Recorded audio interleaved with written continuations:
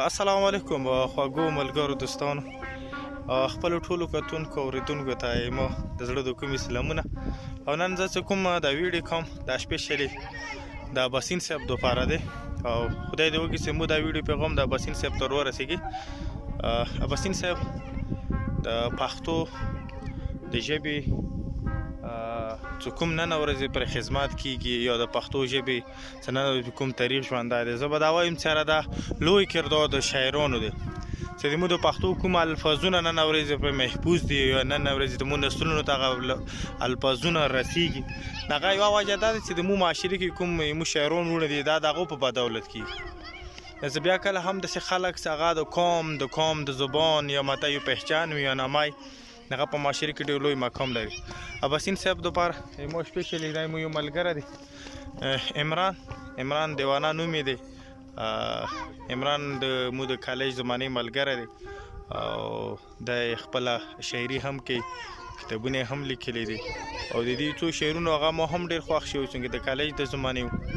او عمران نن چونکې د خپل ژوند سره لږ مشکلاتو سره پېښ شوی دی، د هغه ژوند چې کوم ترقی کار دی هغه لږ بدل شوی دی او زه غواړم چې هره موږ داسې خلک چې هغه معاشرې کې یو ښه مقام یو ښه کردار ادا کولی شي په کار یې د هغو خیال وساتو.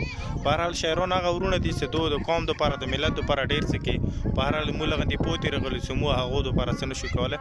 عمران چونکې یو ښه انسان یو ښه ژوند تېر کړی، واده لري او دوه بچي لري او د مشکلاتو د وجې نه او د ځنه د هغه وجې نه اوس د دې ژوند لغندې مته مشکلو سره مخامخ دی او عمران اوس نشې هم کوي او د کاله نه هم لږ بهر پاتې کېږي، کله چې تشپه کله چې نن مور سره میلاو شو تاسو لیدلی شو. نن مو عمران مور سره چونکې دې داسې حالات نه وي، د کپړې دې هر څه ډېر مطلب د بد صورت کې خو بهرحال بیا هم عمران غواړم چې خپلو ملګرو ته یو دوه درې شعرونه ووایي د باسین صاحب دپاره.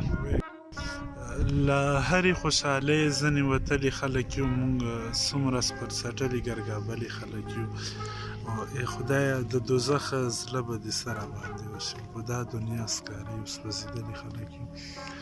تک تور دي په سینو باندې دننه نه که ګورې او دا ښکلي هسې وایي چې موږ ښکلي خلک یو. لږ تیز او اشنا چې یو د مینې لاس رقیب ته په سر یخی دا موږ هم څه سیکان نه یو کلي خلک یو. ماشاءالله ماشاءالله.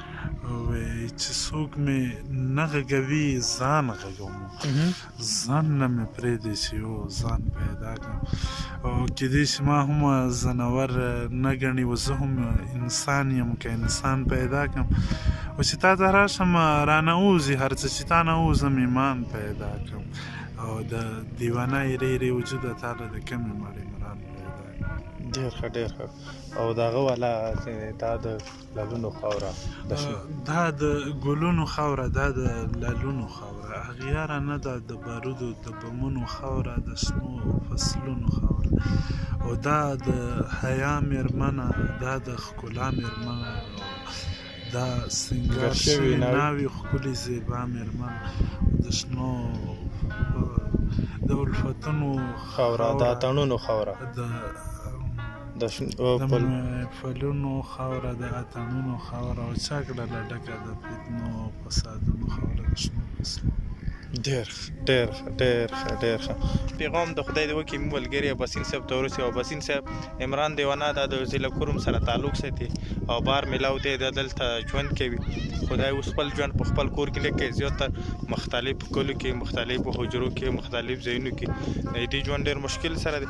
خدای دې وکړي چې باسین صاحب هم د خپلو شاعرانو ورونو خیال وکړي او د دې د علاج دپاره یا د دې د ژوند ښه کونې دپاره دا یې ځان ته وغواړي. عمران به یې غواړو سره عمران یو ښه ژوند ولري د خپل کله دپاره د خپلو بچیو دپاره، چونکې عمران د غربت سره د نشې هم عادتي شوی دی او دلته زیاتره د خپلې شپې هم بې کوره کوي. د غواړو باسین صاحب چې تاسو هم د دغه کم خلکو خیال وساتو او د خپل ځان ته نظګیر کو او د دو رهنمایي وشي. ډېره مننه، خوشحاله باد، بریالي اوسئ.